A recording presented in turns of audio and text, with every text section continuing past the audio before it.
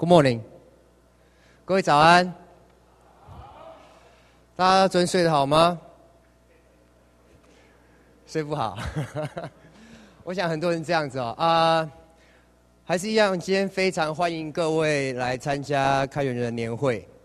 那以下有几件事情要做宣导。第一个呢，就是我想各位如果没有拿到便当券的话，请到2楼柜台去拿。第二件事情，如果你是素食者的话，请到4楼去拿那个用餐券。那一样的，用餐完之后，请记得做回收。那如果各位要做这个照片的 tagging 的时候呢，麻烦请用这2个 tag。这些都是老调重提了。那 IRC 的话呢，就是在这个位置。那在 conference room 里面呢，有几件事情不能做的。第一个，请把手机关掉；第二个，请不要饮食；第三个，请不要对，当然是不能抽烟的。不过呢，有一个饮食的部分其实有一些朋友们带水进来，那请用这样的一个标准来检视，就是如果这个瓶水掉到地上会不会倒出来？如果会，请不要带进来，谢谢。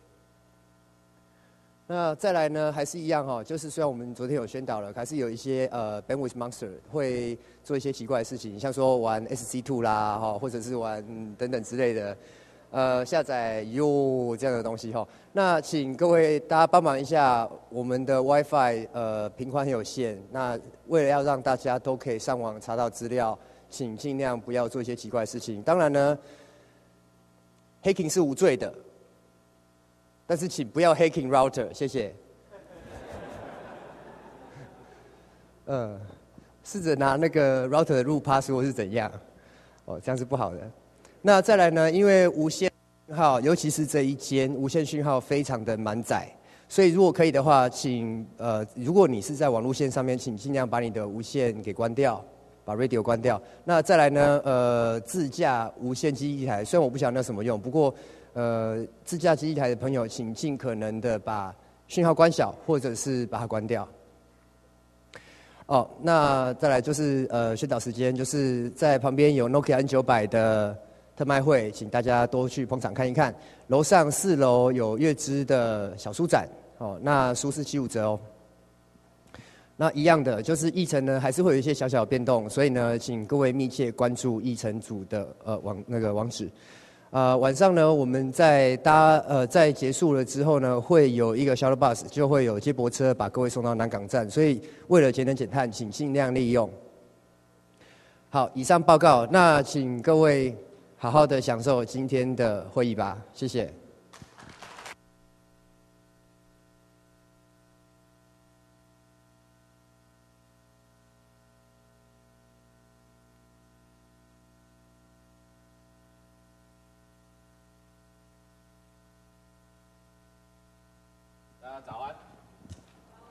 早上好，欢迎大家来到 GNOME.Asia 今天第2天的议程。Okay, welcome to COSCUP GNOME.Asia Summit 2010 second day. 我们先在这边做一个简单的调查。So we're going to do a simple introduction. 这边有用过 GNOME 1点插板的，请举手一下好吗 I didn't understand what he said. OK， 那这些人年龄可能跟我一样有点年纪不好意思。OK， 有用过 GNOME 2点插板的，请举手一下好吗 So who is using GNOME 2? OK， 谢谢。有用过 GNOME 3点插板的，跟我一样很勇敢的，请举手一下吗 Who is using GNOME 3 like he is? 哇 Wow! 1, 2, 3, 4, 5. OK， 那这边有谁知道优秀的桌面环境、有趣的桌面环境，跟有正妹同事一样有生产力效果的，请举手。看来只有我一个人知道这件事情。OK， 没关系。等一下我们会有来自美国 Oracle 的 Brian 来帮大家介绍一下 GNOME 3这个东西。它大概就是 GNOME Shell， 尤其是 GNOME Shell 的未来的发展。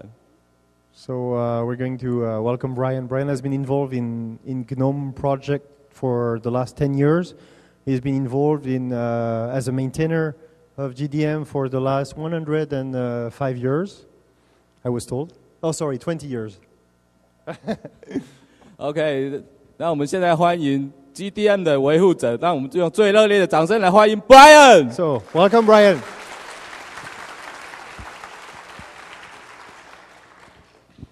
GNOME Sun, Zai Dagni. Ni hao, I don't speak Chinese. I'm sure I just said that my mother eats flaming firecrackers or something. Please, yes, thank you. My name is Brian Cameron, and I serve on the board of directors of the GNOME Foundation. I act as a secretary, and I've been involved with GNOME for 10 years. It's been an exciting ride, and this presentation is about GNOME 3. Give me a minute just to set up. I'll be right with you.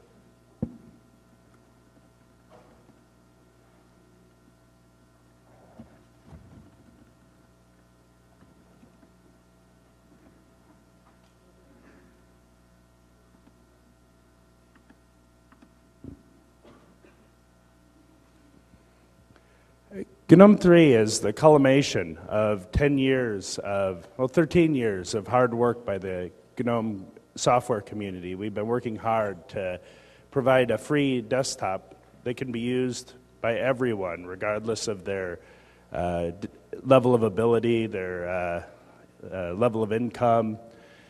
Free software is technology that allows people around the world to use technology.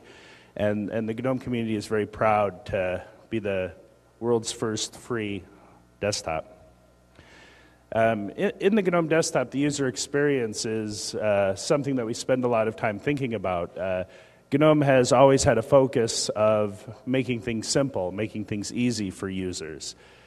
Made of simple is our current marketing slogan. So as we're approaching the release of GNOME 3.0 this March, a lot of thought has gone into revamping the usability experience of the GNOME Desktop.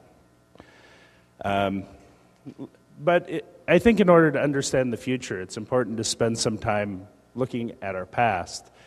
This is what Unix desktops looked like in the late 90s. This is the common desktop environment, and it was a collaborative project between companies like Sun and Novell and IBM and other companies. And when I look at this desktop, it makes me think that it could have given Windows 3.0 a good run for the money. But a fellow, Miguel de Acasa, a person who is from Mexico, he started the GNOME. He started the GNOME project in 1997, in March. When he wrote this letter, you can see he sent it to the GTK list at Red Hat at the time. And he announced that the GNOME Desktop project, the GNU Network Object Model Environment, was born. And you can see here some of the goals that Miguel had for the GNOME Desktop, what he thought back in 1997 was important. And you can see at the very beginning of the GNOME, the simplicity. We want applications to have a common look and feel, to share as many visual elements and UI components as possible, made of simple. We want to use a GTK toolkit. We want to encourage people to contribute code, and we plan to export the GTK API through a procedural database. I think the one thing he got wrong, though, is he planned to write GNOME in Scheme. How many Scheme programmers are out there? I see one hand. It's probably good that we didn't end up implementing it in Scheme then. No one would be able to help. Now, why was GNOME created? In response to the common desktop environment, the problem with the common desktop environment is that it wasn't a desktop that could be used on free operating systems. because the Common Desktop environment is proprietary, it's closed source. So around this time, in the late 90s, the KDE community came up with a desktop, and their desktop was licensed under the GPL, so this looked all very good. But on closer inspection, the entire KDE desktop depends on the Qt library, which at that time had a proprietary license that you had to pay a fee in order to use. So it wasn't possible to use a desktop on a free operating system without paying money. So the GNOME project was born in order to be the world's first free desktop. You can see that the intention was to release GNOME with libraries under the LGPL license, offering the most flexibility in terms of providing a desktop that supports both free and proprietary applications. And do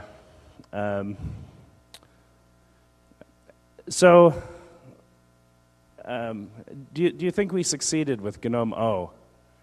That looks real simple to use, doesn't it?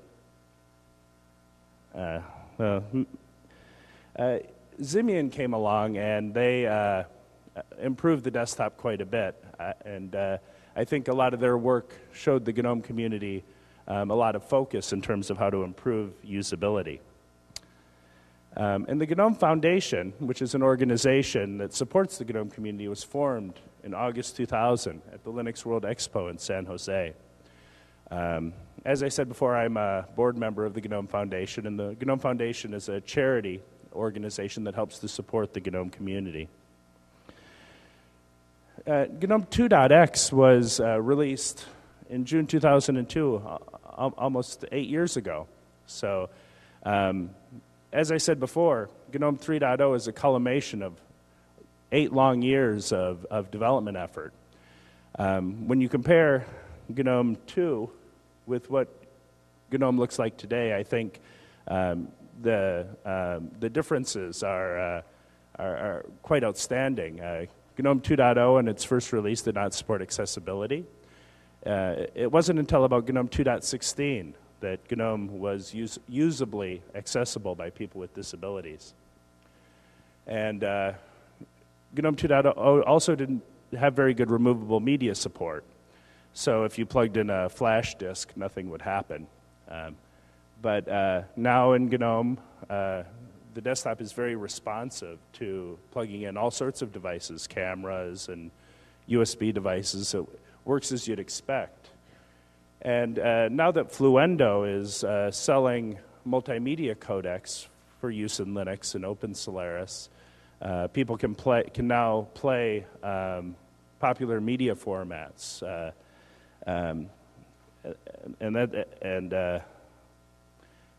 Here's another picture of GNOME 2. And this is what GNOME looks like today. That's a shot I took yesterday of GNOME 2.30 running on my desktop. And I think it looks pretty nice. I think a lot of various Linux distributions are shipping a long-term support release this year or in the next year. And to my understanding, all of them are going to be shipping GNOME 2.30 or 2.28 or a recent GNOME release in their supported release. So I'm anticipating that GNOME 2 is going to be supported for the long haul for quite some time, because a lot of companies are distributing software that needs to be supported that's going to be using it. And GNOME 3 is the transition that the GNOME community is embarking upon at the moment. The core of GNOME 3.0 is GNOME Shell, which uses OpenGL technology in order to present a desktop to a user that helps the user to focus their attention on the tasks that they want to get done. The desktop is designed so that users aren't distracted by all of the distractions that computers are So, for example, when you receive an instant message notification, you can set your level of availability so that if you're busy doing something, you can tell GNOME that you don't want to be bothered by a personal conversation. You don't need to switch contexts. GNOME Shell is, GNOME 3 is free software. It's the third wave of revolution. And it looks like this. It has a bar along the top and provides maximum real estate to the user in order to run their applications. You can see on the bar at the top, at the upper right, there's my name, and you can click there in order to do functions that relate to you as a person. You can select how available you are, so if you say that you're busy or invisible, that informs the desktop and all the desktop applications not to bother you. You won't receive notifications when someone wants to chat with you, for example. And you can log out and lock your screen. And when you click on the time, it pops up with your calendar so that you can interact with your with the date and time functions. Between those are a number of applets that are used for doing things like enabling accessibility or interacting with your network wireless. And to the left of the calendar is the name of the application that's running. I'm running OpenOffice at the moment. And if you click on that, it allows you to quit the running program. It's kind of interesting. I've just noticed that the top of the slide is actually not displaying. It's actually, I'm running GNOME Shell, and GNOME Shell's title bar is displaying at the top. So that's why it says calculator, but in the bar it says OpenOffice. When you click on the activities button, this is what you see. It shows you the well on the left-hand side where you can select your application. There's I don't know if you can see it, but there's a little search bar at the top where you can type in the name of an application to help you find it more quickly. And recent files that you might want to open again are shown in the lower left. On the right-hand side are your different desktops, and you can select which desktop session you want to use over there. And this is a proposal on how the logout dialog integration should look. And you can see here an example of the new icons that are being developed for GNOME Shell. They make use of gray. Almost all of the icons are monochrome with minimal use of color in order to emphasize certain things. One thing that's important to remember is that GNOME 3 is not the same thing as GNOME 3.0. GNOME 3.0 is going to be the initial release of the GNOME 3 desktop, and there's going to be some missing features. There's going to be some regressions. There's going to be issues. And it's going to take a few releases, I'm sure, before GNOME 3 settles down into a product that is stable and supports the wide range of functionality that is needed to be able to provide a desktop to users around the world, regardless of ability or ability to pay and the basis of our mission. GNOME 2, when it was released, it was not accessible, and as I said, it wasn't until 2.16 that the accessibility features were finally integrated to a point that it was usable. So the GNOME community takes time to implement all of the features that are needed. Accessibility in the shell is a serious regression in the fact that the GNOME Shell only supports devices that have OpenGL support. But OpenGL support is very exciting because OpenGL is the interface that is used on most smartphones, like the iPhone or the Android. And with a desktop that uses OpenGL technologies integrated directly into the window manager, it's possible to create a desktop that scales very well from the small device, the mobile device, the phone, all the way to multi-user server, all using the same software. So OpenGL is a very exciting aspect of GNOME 3, but it's probably disappointing for those who have old graphics cards that GNOME 3 isn't going to support them. But GNOME 3 isn't just about GNOME Shell. There's a lot of innovation going on in the GNOME ecosphere of applications. And I'll just show you a few. Here's Banshee, and it's a very popular multimedia player. A lot of people really like using Banshee. And this is FSpot, which is a program for organizing your photos and your pictures. This is I don't know what that is.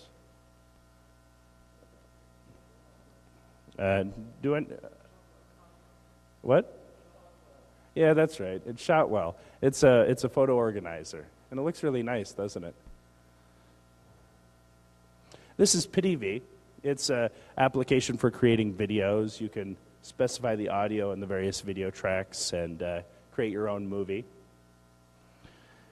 And this is a new PDF viewer that's... no, I'm sorry. This is a new PDF organizer that is being developed. This demonstrates using the collaborative gedit plugin. So when you're working in gedit, which is a text editor, you can work with other people across the internet in editing the same document. And this is an educational game called GBrainy, and I wanted to show that to Fred. It's allows you to do logic puzzles and things.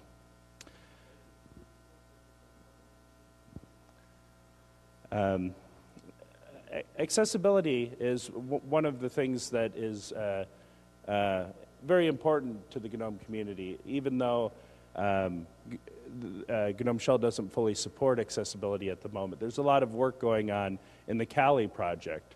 The Kali maintainers are working to add accessibility support to Clutter, which is the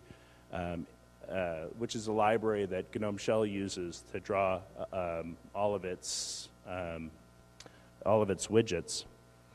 And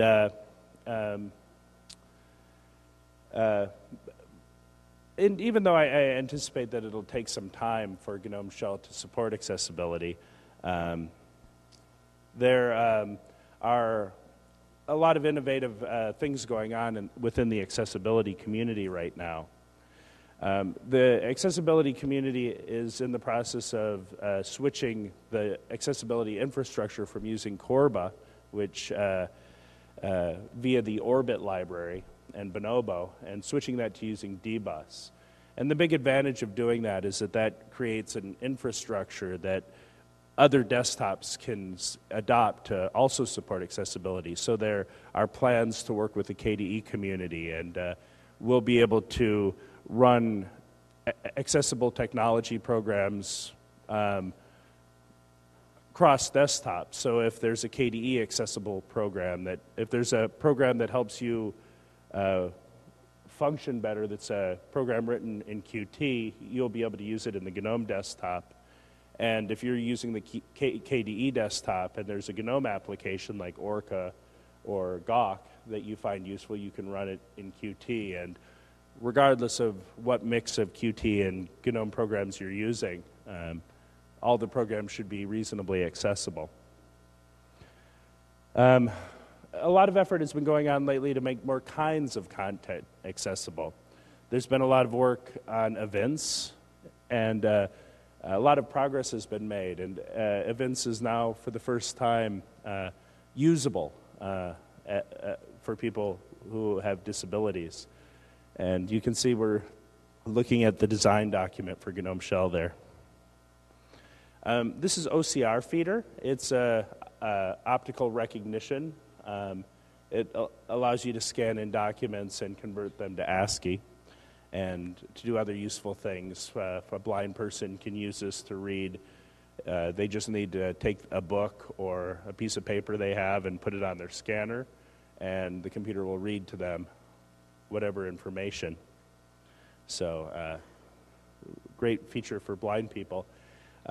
This is Mousetrap. And Mousetrap is an application that allows people to control the cursor by moving their face or moving their head. And it works with a camera.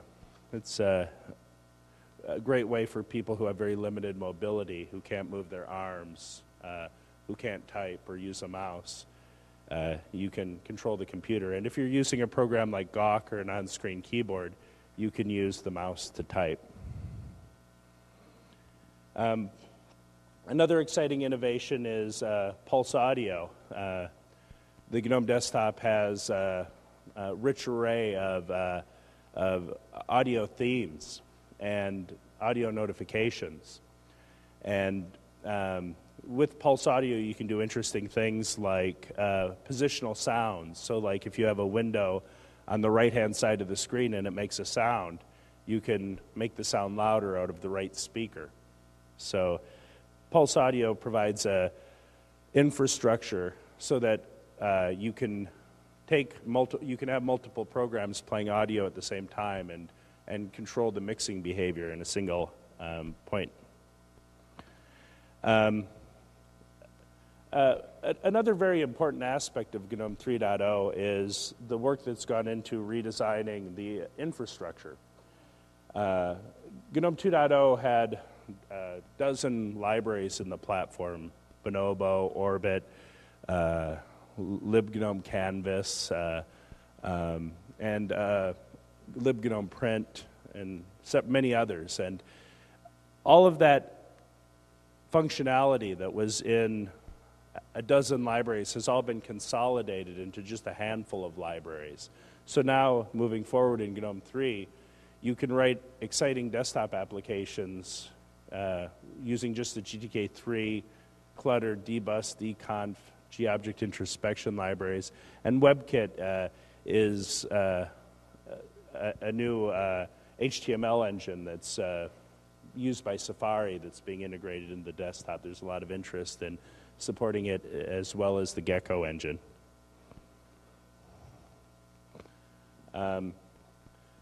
With GNOME 3.0, the GNOME community is focused on providing a desktop that scales from mobile devices all the way to multi-user servers. And we're very excited about the future of GNOME 3.0. We think that the user experience is very exciting.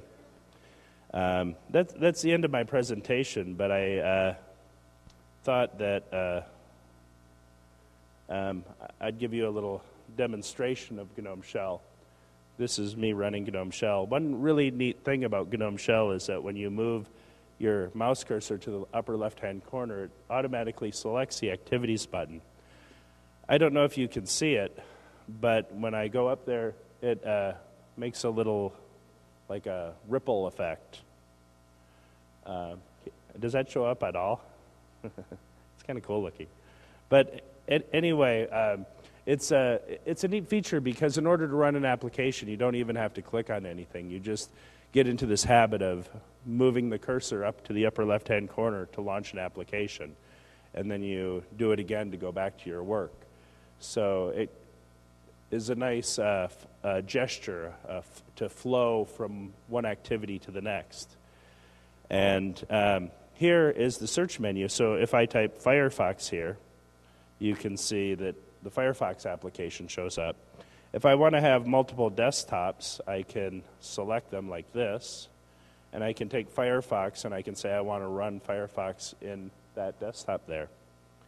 And then if I click there, it comes back up. So then I can go back and I want to run a terminal over here. It creates a very fast way to navigate and switch between programs. So when you're doing activities, you can go back and forth between them with minimal keystrokes, minimal effort. And the desktop is intended so that by encouraging users to run applications separately in different workspaces, it helps users to focus their attention on the tasks on hand. But you're not prevented. If you want to run multiple programs in the same window or in the same workspace, you can put as many programs as you want in there, and then they all show up. Here, if I can move them around so that you can see them.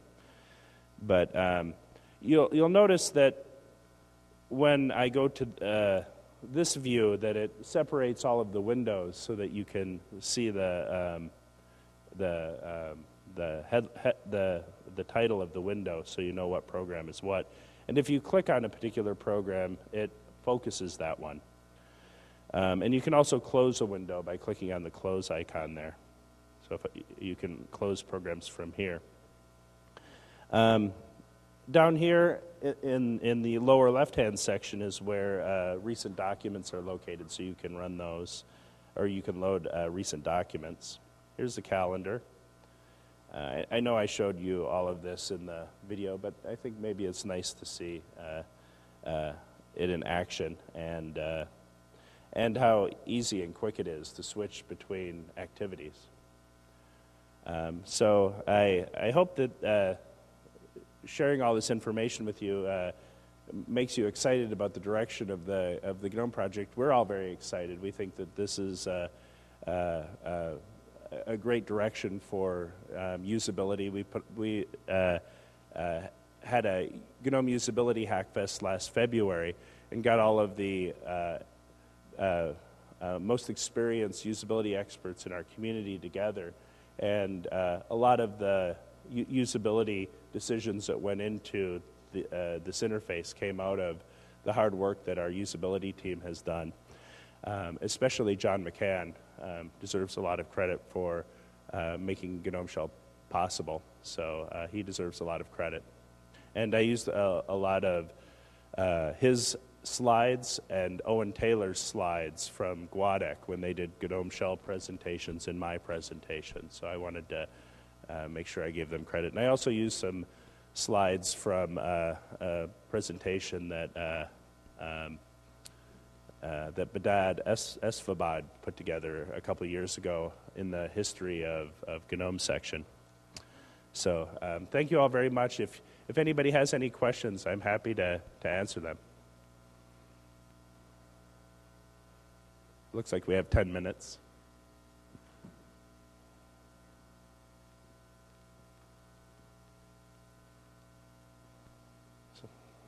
So do you like GNOME Shell? No opinion? It's awful? How many people like it?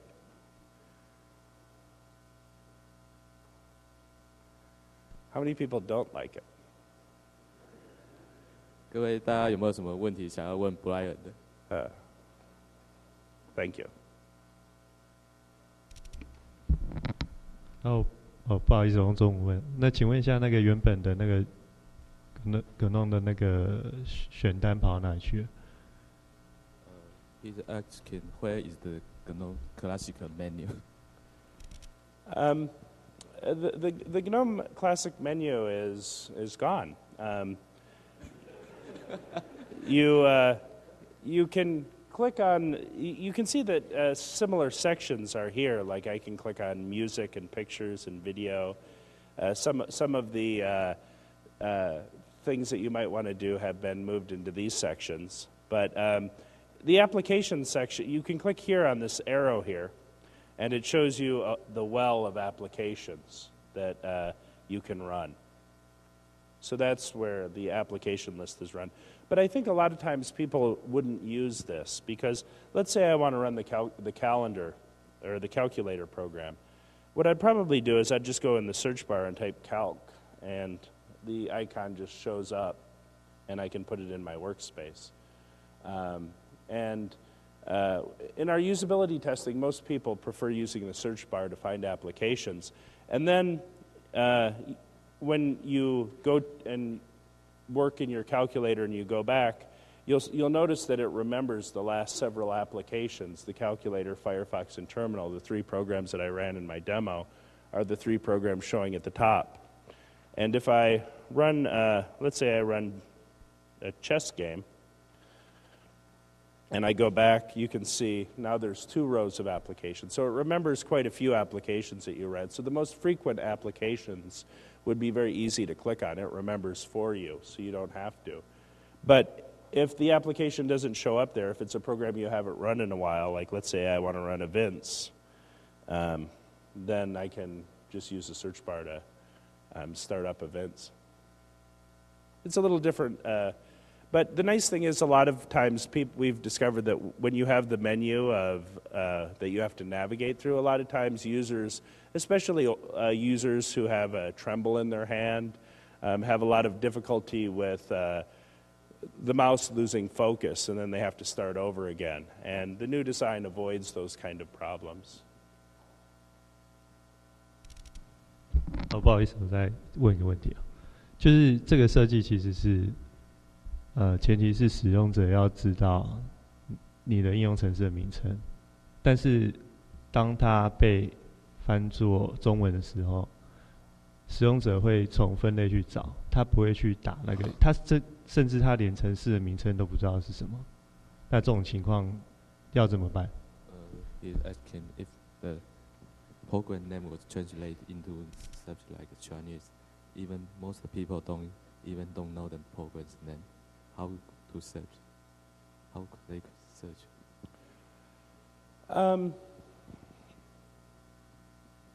Let's see. If I type in, let's say, web, you'll notice that Firefox shows up. That's because the search bar has contextual information, so that even if you type in keywords that don't relate to the application name, the applications still show up. There might be some cases where a person maybe doesn't even have any context of what terms they should use to run an application, and in that case they would have to open up the well and browse through the applications.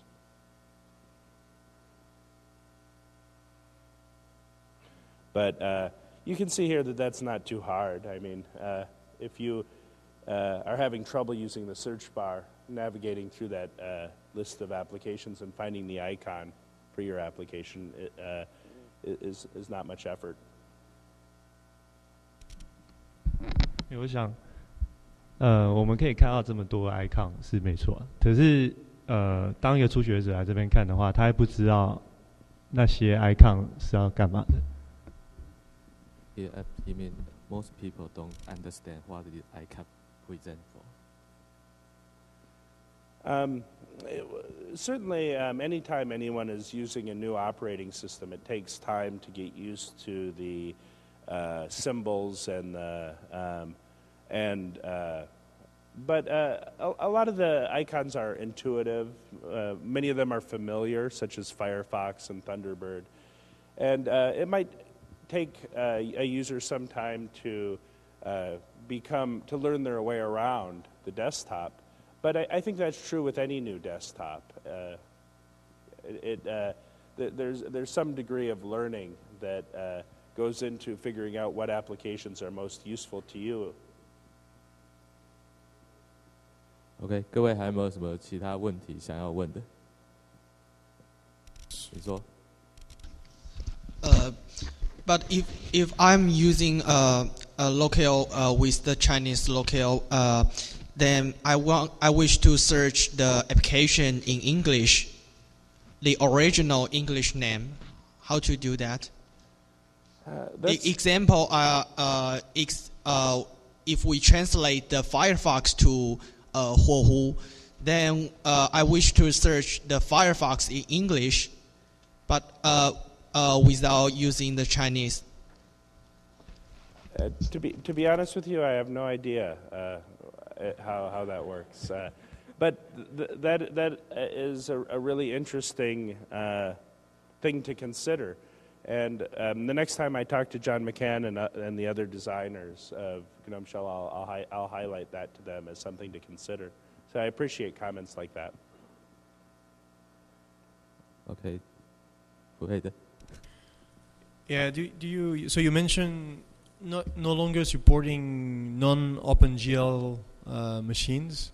So is there any plan to still have maintenance releases for GNOME 2, or will you totally drop GNOME 2? The GNOME community is not dropping support for those users who have non-OpenGL machines that don't support OpenGL.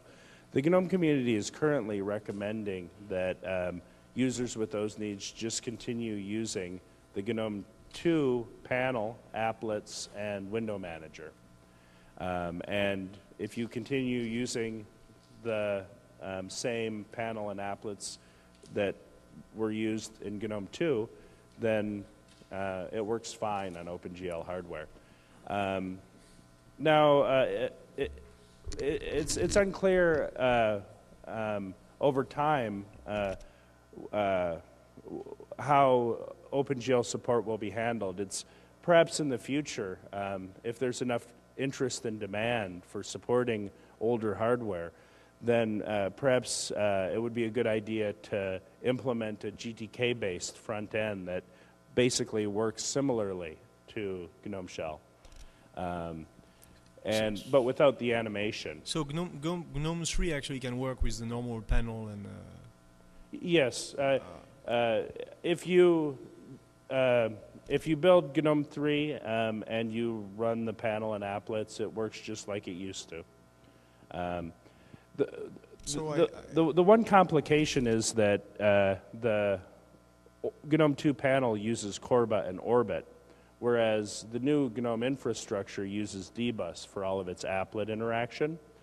So if GNOME panel is going to live on, I would imagine that at some point it might need to be converted to using the new technologies.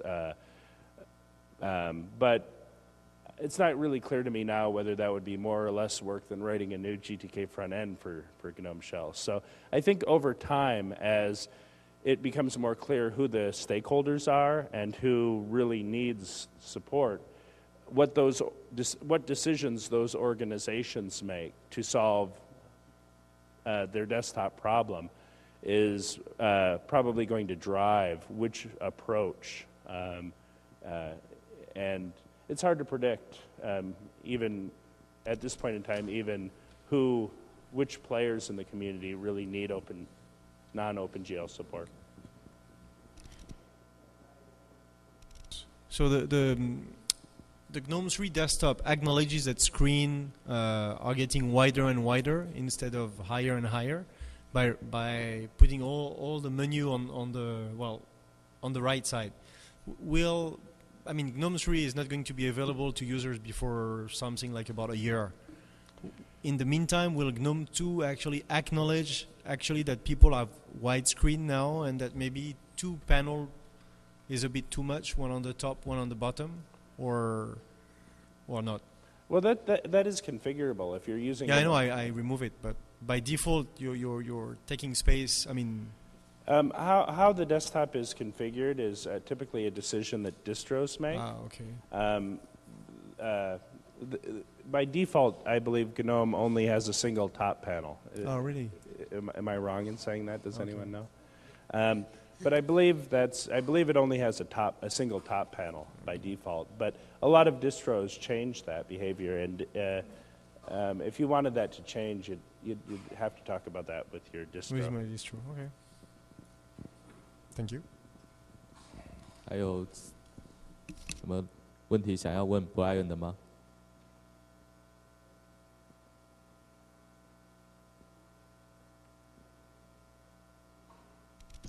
How about the file manager? Will there any changes for Nautilus? Will it include any searching tools or something like that? missed the question. 可以再重复一次吗？ Sorry. How about the file manager? You didn't mention the change of file managers. That's a very good question because the Nautilus file manager is going through extensive work. The GNOME usability team has been focusing a lot of energy redesigning how Nautilus should work in GNOME Shell. We have a member of the GNOME usability team right over here. He's going to be talking later. He would probably be a better person to talk to answer that question. So maybe you could save it for his talk. 请说。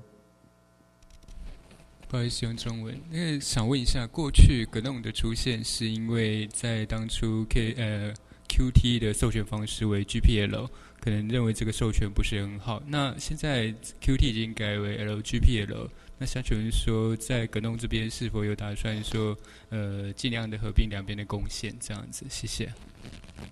His question is GNOME project was brought up because the Qt is not open source, but now the Qt library is open. If you even try to merge with KDE or something else. The GNOME community and the KDE community are very cooperative, and we like working together. A lot of my best friends are KDE developers. The Free Desktop project is focused on creating technologies that are used by both desktops. Things like dbus, I explained earlier that accessibility is now using dbus. Things like GStreamer for handling multimedia, Cairo, not Pango, but Cairo, package config. Quite a number of modules that make up the desktop now are projects that the KDE and the GNOME community work on in a collaborative way. So we're very interested in working together and making sure that our desktops interoperate. That's why when you install applications, they install common desktop files so that your applications are visible in both the KDE and the GNOME environments. So we try to follow free desktop specifications. But one thing that you have to be aware of with the KDE or with the Qt license is that it's GPL. So if you want to write a proprietary application, you can't do that using the Qt interfaces because your application would have to be under the GPL license. The Qt library, they will sell you the ability to, they have a dual license structure where if you pay a licensing fee, then you can distribute a proprietary application that uses Qt, but you have to pay a fee. And the GNOME community has always felt that it is more important to make the libraries LGPL so that if you want to write a proprietary application and have it run on free operating systems, that you should have the ability to do that and not have to pay any fees. So I think that the GNOME environment actually is more friendly to business interests. OK， 还有其他问題想要問 Brian 的嗎？機會難得，可以直接跟 maintainer 對談，請說。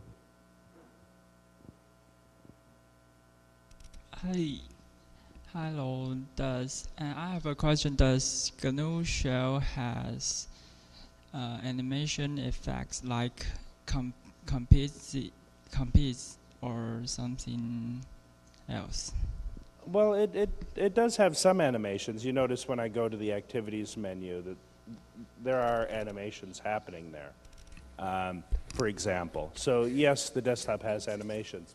Does it have all of the animations that you'll find in Compiz? Oh, Lord, no, and thank goodness. The focus of the GNOME project has always been easy, simple to use, and Compiz is anything but that. If you've ever tried to go into the Compiz configuration dialog, you come out of it 10 minutes later not sure what you did, if you did anything, right? You mean there is no more cube, no more fire? Yes, I mean there's no more cube and no more fire. Now, over time, if there's really a strong need or desire to have more animation, I'm sure that more animations might be possible in the future. One exciting thing about GNOME Shell is that it's all written in JavaScript, which is a language that is very easy to customize, and it's a language that's very easy to integrate, and plug in your own code into. So one thing that's neat about having a desktop environment in an interpreted language like JavaScript is that it should be a lot easier for people to customize and make it work the way you want to. It's not necessary to compile any code or to be a software guru in order to change things. JavaScript is a pretty low barrier to entry. A lot of people who do web design and development know JavaScript. So if you know JavaScript, you can modify the way that the desktop appears. So if Cube is something that you really need or want, it shouldn't be too much work to integrate. 还有什么其他问题吗？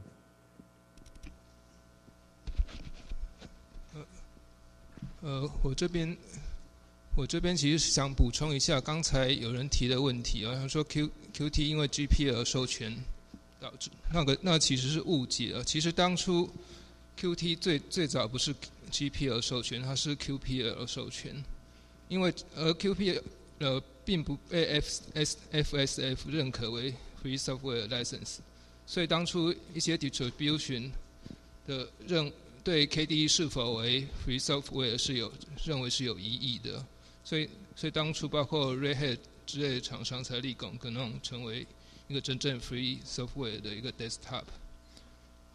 但是这个争议后来在 QT 改为 GPL 授权之后，其实已经没有问题了，所以 QT 包括 QT 跟 KDE 在内，现在都是完全符合 Free Software 的 License。但目前现在 QT 最新改为 LGPL， 这主要是为了商业应用上考量，因为很多厂商因为 QT 是 GPL 授权而不太敢使用 QT， 但是改为 LGPL 之后，这个疑虑也消失了。我是想补充这一点。You mean the QT was not open license before, but currently QT was like released under the LGPL so that everybody can use it in the commercial environment. Oh, well, that's great news. If last time I paid close attention to the QT licensing, it was still under the GPL license. So if they've changed it to LGPL, then I think that's great. That's a smart move on their part. And apologies for spreading misinformation, but the QT community has changed their license a few times, and we in the GNOME community feel that one of the main reasons why that the KDE and QT teams have changed their licenses because of pressure from the GNOME project. That because we are and have always been the first free desktop, we put the QT community in a position where they've over time needed to open up and make their code more and more free. And I think everyone agrees that it's great when free software communities can work to encourage other communities to adopt better free licensing. But it did take the KDE and QT community about 10 years to change their licensing, I believe. So I think in terms of licensing, they've been a little late to the party. OK， 对，请说。Hello, I would like to ask problems about the third-party apps notifications. Is there any more integrated tightly into the GNOME 3 for the third-party applications to send a notification, and the system provides a more unified look and feel for it? Yeah. The notification area in GNOME Shell is designed to be integrated with. So if you have a third-party application that wants to integrate with the notification area, it's designed to work that way, yes.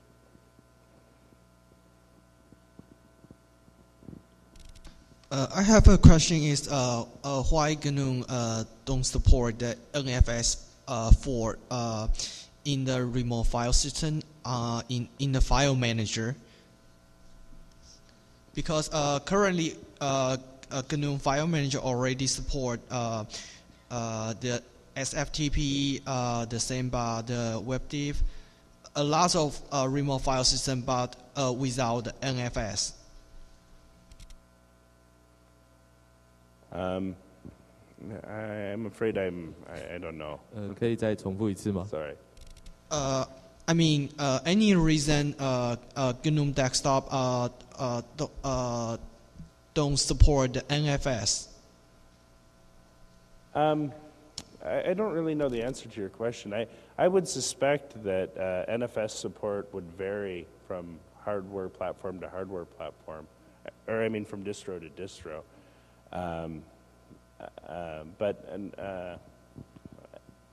Are there any distros that support NFS? I know Open Solaris doesn't. I always have trouble using NFS. But I thought Linux supported NFS. So I think depends what distro you're using.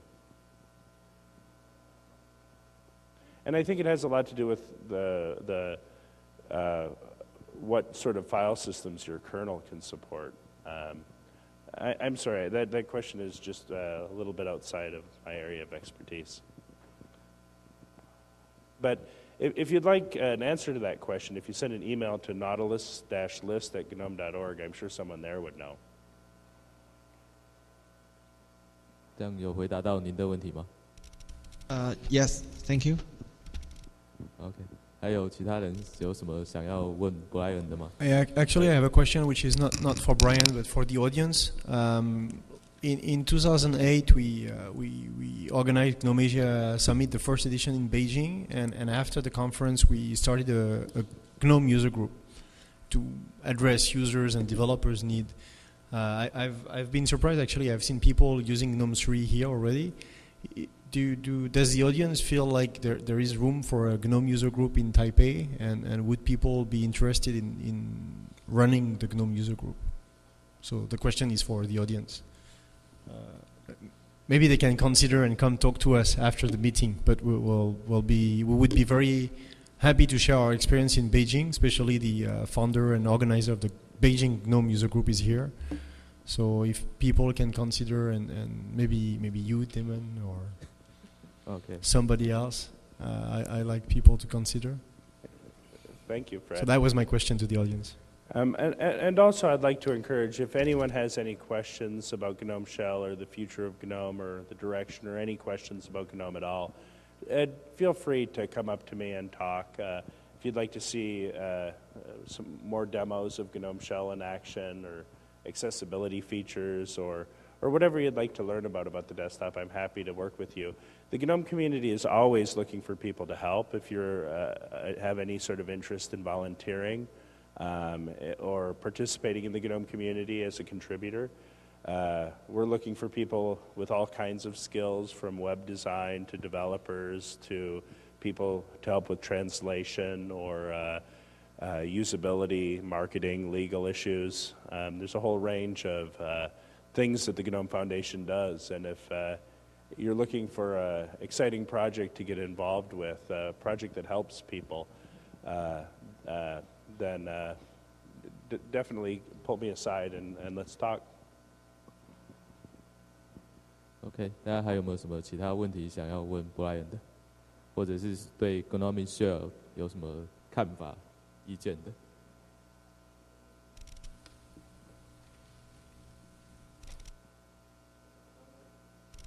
I have another point to make. I asked the question actually to Brian yesterday. We were talking of what was the easiest way to try GNOME 3 today, and since a lot of development efforts is done by Red Hat, most likely Fedora is going to be the distribution with the best GNOME 3 support at the moment.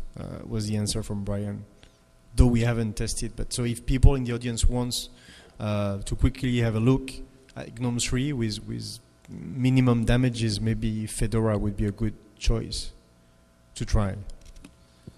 I would definitely recommend Fedora. We have a GNOME 3 user who wants to say something. And I've also heard very good things about the support for GNOME Shell on Ubuntu, that they provide GNOME Shell packages as well. So Ubuntu or Red Hat, I think, would be two very good distro choices if you'd like to try out GNOME Shell and use it.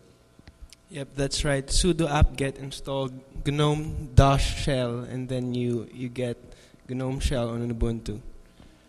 And it's very easy building GNOME Shell on OpenSolaris too. It only took me a week. So once it's installed on your machine, you can easily go back and forth between 2 and 3, or.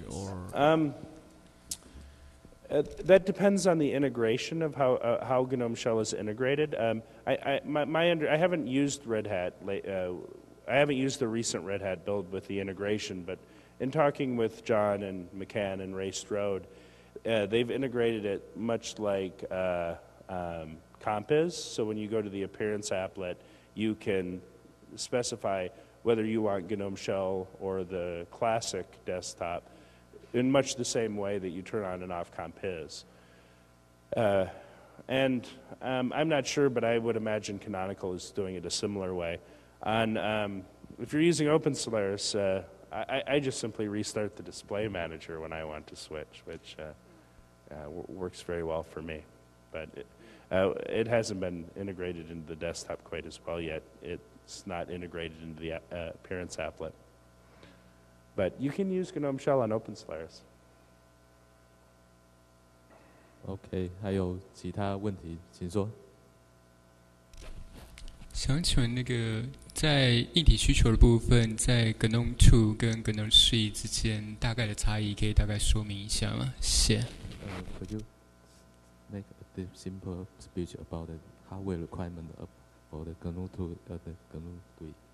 The requirement. Yeah, the hardware requirement so that everybody can run in GNOME Shell well. Well, the main difference in terms of limitation is that GNOME 3 does not support graphics cards that do not support OpenGL. You have to have an OpenGL graphics card in order to run GNOME Shell. But assuming that you have that hardware, the desktop is actually very light. It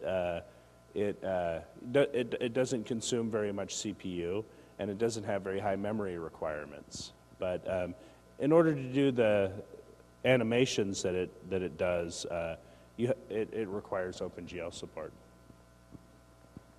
It currently runs very well on desktop and laptop computers. The intention of GNOME Shell is that it will scale very well from the small mobile devices all the way to multi-user servers, but the user interface is going to require some work in order to effectively scale to the smaller screen sizes. So I'm not sure if GNOME 3.0, the GNOME 3.0 release, will have that degree of scaling, but I would certainly expect that certainly by one of the follow-up releases, GNOME Shell will scale across a wide range of hardware.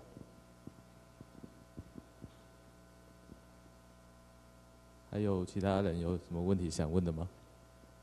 如果不问的话，主持人要发问哦。OK, Brian, I have. So you mentioned that the GNOME can support wide from very entry level to the desktop. So how about the so-called embedded systems? Because for example, Qt has quite widely support now, and seems now Nokia seems to create GTK. supporting the MeeGo. So is any plan for the GNOME to have supporting those embedded system, or any plan or something? I had trouble understanding the question. 可以麦克风靠近一点。 Oh, sorry. I mean, what's the plan if the GNOME will support to more entry-level system or even embedded system? The idea of GNOME Shell is that it should scale across a wide range of hardware. I would anticipate that it would be an effective desktop to use in an embedded system, but I'm not sure if I'm answering your question. Okay, so I mean, for example, for Qt has the support now. For example, it has a environment that built up. For example, the MeeGo. For GNOME, is there a similar plan for this? Well, I think that the focus of one of the objectives of GNOME 3 is to make the GTK and GNOME stack more competitive in the mobile space, at the moment, a lot of mobile companies seem to be favoring the Qt environment, but the GNOME community is working to provide a desktop that can challenge that and be competitive. Okay, thank you. 还有其他问题大家想要问的吗？ Okay, but I will question. How about the compatibility for the touch screen to import?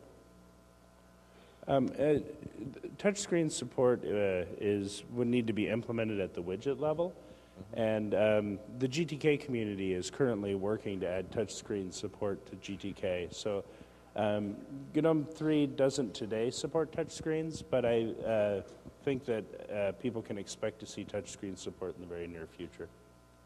OK， 大家还有没有什么其他问题想问的，或者是 I have a question. Do you have any idea about the benchmark between the GNOME Desktop 2 and 3? I mean, because the GNOME 3 looks like need a lot of hardware support to do the rendering. So, do you have any idea about the benchmark differential? Well, because OpenGL typically works with hardware acceleration, GNOME 3 tends to be faster than GNOME 2.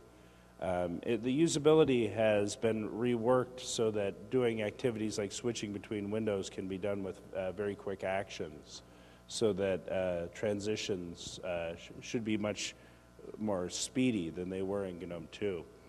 But it is doing a lot more animation. Which might appear like it's doing a lot of work, but most graphics cards that support OpenGL have hardware acceleration. So those animated effects actually do not consume a lot of resources, and the hardware acceleration on your graphics card is otherwise not being used. So the animations don't impact the performance very much, unless you're doing something crazy like running OpenGL via Mesa or something. But how about the power consumption? Because if using the graphic card hardware to run the OpenGL, that means maybe we need more power. That means if on the laptop means waste more battery power. I might be off base here a little bit, but I think you'd be hard pressed these days to find a laptop computer that doesn't have OpenGL support in the graphics card.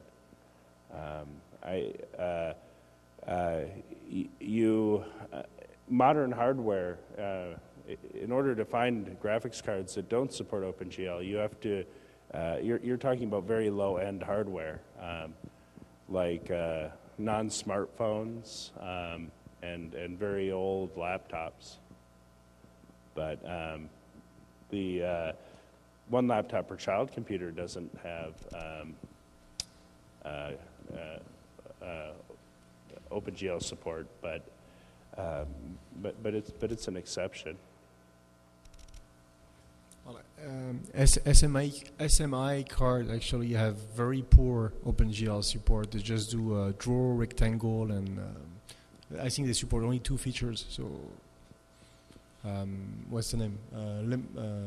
Lemot computers, which are the Chinese netbook based on the Chinese CPU, have poor 3D support. So that's one of those machines who are running free BIOS and free software, which could be affected by such a move. That's why. Yeah, well, if your hardware doesn't support OpenGL, then GNOME Shell is not an application that you'll be able to use.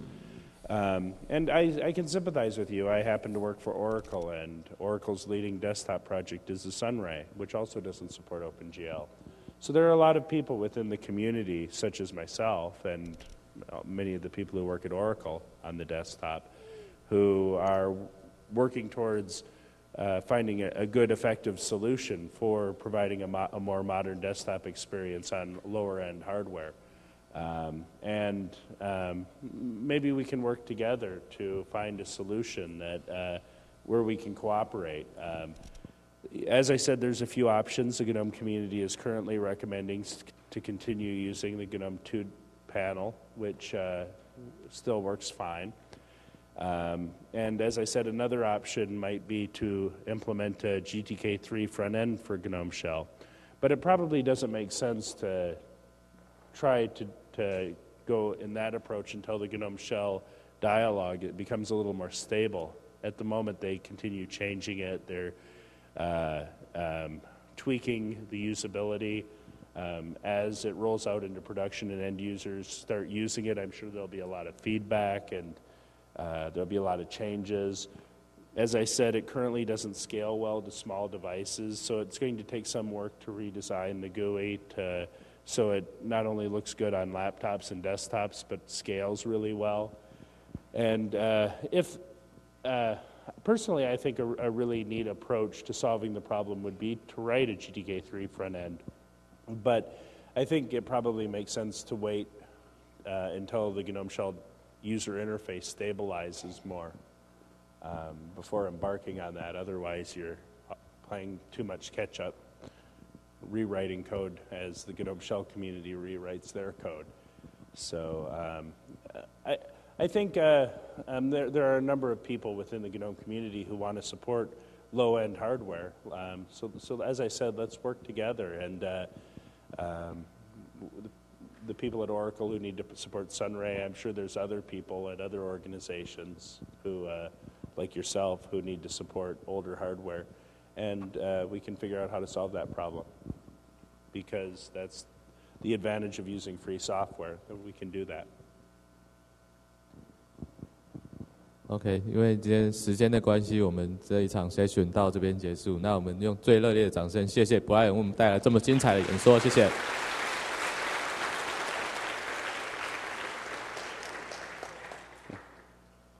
Thank you， 再见。